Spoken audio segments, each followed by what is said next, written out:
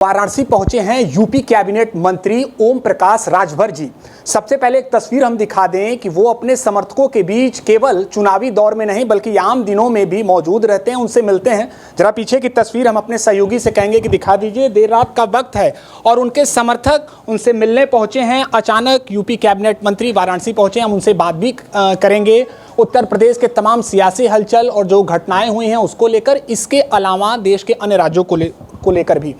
ओम प्रकाश जी, उत्तर प्रदेश के अमेठी में एक बड़ी ही हृदय विदारक घटना हुई, उसके बाद सीधे सीधे विपक्ष का आरोप है कि कानून व्यवस्था पूरी तरह से उत्तर प्रदेश में ध्वस्त हो चुकी है।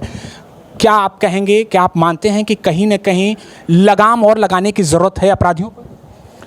देखिए, प्रथम दृष्टया पुलिस ने उस पर तफ्तीश की और कानून का राज है। वो मामला प्रेम प्रपंच का आया, पूरा प्रदेश देश जान भी गया। जो लोग कानून पे उंगली उठा रहे हैं, समाजवादी पार्टी के लोग, अगर हम गिनती गिनाएं, अगर हम मऊ से शुरू करें तो मऊ रेप का आरोपी समाजवादी पार्टी का निकला, अयोध्या का आरोपी समाजवादी पार्टी का निकला, कन्नौज का आरोपी समाजवादी पार्टी का निकला, कुशीनगर में नकली नोट का कारोबार करने वाला समाजवादी पार्टी का निकला, अभी एटा में रेप का आरोपी समाजवादी पार्टी का निकला, विधायक के बेटे को मारने वाला समाजवादी पार्टी का निकला। और कानून की बात पढ़ा रहे हैं। पहले तो खुद सुधरो, अपने लोगों को सुधारो, इस तरह की हरकत न करें। और आपको बता दूं, चलो हम आपके किसी थाने पर सुबह चलो जहां तहसील दिवस लगता हो, या थाने पर चलो, वहां अगर 100 एप्लीकेशन आ गए तो 60 से 70 एप्लीकेशन यादव बनाम आते हैं। क्यों आते हैं? मनोबल बढ़ाया हुआ है कि कब्जा कर लो ज़मीन। भूल गए कानून की बात करने वाले? मथुरा में एसपी को गोली मारा कौन था? समाजवादी पार्टी का व्यक्ति था। अभी अगर गिनती उनके कार्यकाल का देखिए तो जो असल में क्या कहा जाए, वो सत्ता से एकदम हटने से एकदम व्याकुल हो गए हैं। तो ओम प्रकाश जी, यही तो उनका कहना है कि भारतीय जनता पार्टी चुन चुन कर समाजवादियों को इसीलिए निशाना बना रही है क्योंकि वो सत्ता में वापसी कर रहे हैं। कांग्रेस वाले पर क्यों नहीं निशाना होता है? बसपा पर क्यों नहीं निशाना होता है? जो गलत करेगा उसी को न पकड़ा जाएगा कि किसी शरीफ को पकड़ के कहते कि नहीं ये गलत है। रंगे हाथ पकड़े जा रहे हैं। पुलिस ला के सामने डीएनए टेस्ट भी करा करके वो दिखा दे रही कि लो भैया पढ़ लो। अब इससे ज़्यादा सबूत क्या हो सकता है? तो ये समाजवादी पार्टी जो बोल रही है, ये सत्ता में रह करके पिछड़ों का हक लूटा, दलितों का हक लूटा, मुसलमानों का हक लूटा। 27% आरक्षण सभी पिछड़ी जाति को मिलना चाहिए ना, लेकिन लूटते हैं। हम तो चुनौती देते हैं, अखिलेश जी हो या उनकी पार्टी का कोई प्रवक्ता हो, बहुत तोप हो, उनसे ज़रा पूछो कि किसी के ज़बान पे मोदी जी के नेतृत्व में रोहिणी आयोग का गठन हुआ, 27% आरक्षण को राष्ट्रीय स्तर पे बांट के देने के लिए। रिपोर्ट आ गई, उसकी समीक्षा भी हो गई, अब उसको लागू करने का टाइम आ रहा है। एक बार भी सपा, कांग्रेस, बसपा के नेताओं के जबान पर आ रहा है कि 27% आरक्षण बांट के दो। पिछली सरकार में ये सामाजिक न्याय समिति की रिपोर्ट, 27% आरक्षण 7, 9, 11 हमने बंटवाया था राघवेंद्र जी के नेतृत्व में। उसको लागू करने की जबान पे बात आती है इनको? ये पिछड़ों के हितैषी बनने वाले लोग जाति के हितैषी की बात करें तो अच्छा लगता है, लेकिन अगर ये पिछड़ों की बात करते हैं तो पिछड़ों के दुश्मन हैं। हम राजभर खुद हैं। ओम प्रकाश जी, जब आरक्षण की बात हुई तो आपके ही सहयोगी दल के एक नेता चिराग पासवान ने एक बड़ा दावा कर दिया है कि आरक्षण के साथ अगर कोई छेड़छाड़ करेगा तो मिनट भर नहीं लगेगा उन्हें इस्तीफा देने, और बहुत करीबी माने जाते हैं और पार्टी से जुड़े मतलब एनडीए के साथी हैं। तो जाहिर तौर पर एक बड़ा इशारा उन्होंने किया है कि कहीं ना कहीं अगर कुछ भी चलेगा तो वो भी तैयार है। भैया, मेरे मोदी जी के हाथों में संविधान सुरक्षित। जब संविधान सुरक्षित तो आरक्षण सुरक्षित। ये हवा खड़ा करने वाले लोग कांग्रेस और सपा के लोग हैं। पहले तो ये दोनों तय कर लें कि दोनों सही हैं कि गलत हैं। राहुल गांधी जाते हैं अमेरिका, तो अमेरिका में बोलते हैं कि हमको मौका मिलेगा तो हम आरक्षण ख़त्म कर देंगे। राहुल जी ने बोला। लोकसभा चुनाव में एक ही मंच पर राहुल जी और अखिलेश जी दोनों बोलते थे कि एनडीए की सरकार बन गई, मोदी जी आ गए तो आरक्षण ख़त्म, संविधान ख़त्म। मोदी जी भी आ गए, संविधान सुरक्षित, आरक्षण सुरक्षित। अब क्या बोलेंगे?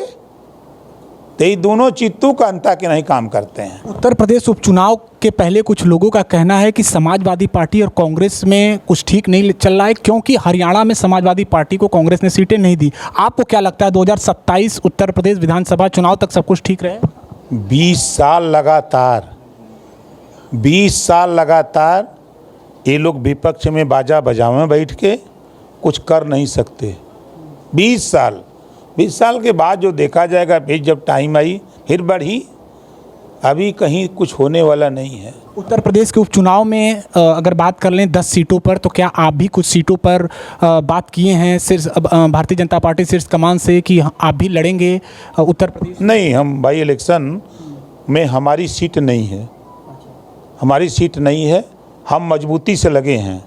मिर्ज़ापुर में भी हम लोग सभा कर चुके, हमारे नेता गांव-गांव चौपाल लगा के संगठन कर रहे हैं। हम लोग अयोध्या में भी कार्यक्रम कर चुके, हम लोग कटहरी अम्बेडकर नगर भी कर चुके, हम लोग जाके गाजियाबाद कार्यक्रम कर चुके, हम संभल कर चुके, हम मुरादाबाद जाके कर चुके। 10 सीट पर हमारा जो संगठन है मजबूती से काम कर रहा है। एनडीए के सभी साथी, सभी घटक दल, सब लोग लगे हैं। चुनाव आएगा तो सब लोग मिलकर के जो उम्मीदवार आएगा उसको हम लोग जिताने का काम करेंगे। अखिलेश जी ने तो कहा है कि 10 सीटों पर क्लीन स्वीप करेंगे हम इंडिया गठबंधन के साथ उत्तर प्रदेश। देखिए, झूठ बोलने के माहिर हैं इस नाते कि 19 में सरकार बना रहे थे, नहीं बन पाई। फिर 22 में सरकार बना रहे थे, हम उनके साथ में थे, हम भी जोर लगाए लेकिन फेल हो गए। फिर 24 में सरकार बना रहे थे, फिर फेल हो गया। अब कौन सरकार बनी है? अभी तो 2.5 साल ना, अभी 2.5 साल चक्कर न रहे। 1 नेशन 1 इलेक्शन चापी तो जाई 29 तक। वही तो ये कह रहे हैं कि सरकार चाहती ही नहीं है कि चुनाव हो, सरकार चाहती नहीं है कि चुनाव, इसलिए 1 नेशन 1 इलेक्शन। देखिए, यही तो मैं कहता हूँ, ये नेता लोग दुमहिया बोलते हैं। यही लोग कहते हैं कि वोटर लिस्ट से हमारा नाम कट गया। हमारा पंचायत चुनाव में वोटर लिस्ट में नाम था, निकाय चुनाव में था, विधानसभा में कट गया, लोकसभा में आ गया, विधानसभा में कट गया। यही ना बोलते हैं। 1 नेशन 1 इलेक्शन के विषय में पढ़ें तब बोलें।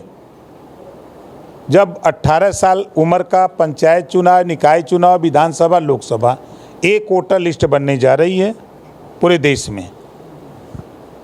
उन्हीं का काम हो रहा है, जो लोग नहीं कर पाए वही काम होने जा रहा है।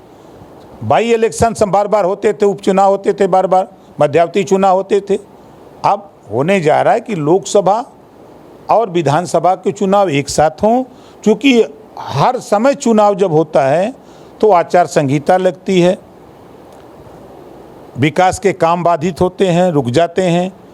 जो प्रशासन के लोग हैं वो सुरक्षा के बजाय चुनाव कराने में लग जाते हैं, तो उनको भी समय मिलेगा, विकास के काम में प्रगति होगी। इस नाते 1 नेशन 1 इलेक्शन का कानून आगे कैबिनेट में पास हुआ, वो लोकसभा से पास हो जाएगा। एक अंतिम सवाल कि क्या लगता है बिहार विधानसभा चुनाव और महाराष्ट्र विधानसभा चुनाव में भी आप उतरेंगे? आपने एबीपी न्यूज़ से बातचीत के दौरान कहा था, कितनी सीटों पर? बस अरे एकदम चापी चापा बा बिहार में। और बिहार में हम 27 तारीख को बड़ी रैली नवादा रहे हैं। 17 सितंबर को हमारा कार्यक्रम अरवल में है। 5 कार्यक्रम वहाँ लगा है, पश्चिमी चंपारण में, और 5 कार्यक्रम हमने बिहार में लगा रखा है। कार्यक्रम चालू है, वहाँ के नेता लगे हैं। आपको फोटो दिखाएंगे। 50,000 से एक आदमी कम हुआ तो बेकार है कार्यक्रम करना भी। कितनी सीटों पर लड़ रहे हैं महाराष्ट्र में और बिहार में? तैयारी कर रहे हैं। देखिए, वहाँ हम 36 जिले में 38 में 36 जिले में ठीक ठाक काम शुरू कर दिए। बिहार में हम लोग जो तैयारी है, समझौते होंगे, तय है, समझौता तो कराएंगे और समझौते में चुनाव लड़ेंगे। हुआ भी विधायक बनाएंगे। ठीक है, शुक्रिया बातचीत के लिए। तो तमाम मुद्दों पर बड़े बेबाकी से बातचीत की उत्तर प्रदेश कैबिनेट मंत्री ओम प्रकाश राजभर जी ने।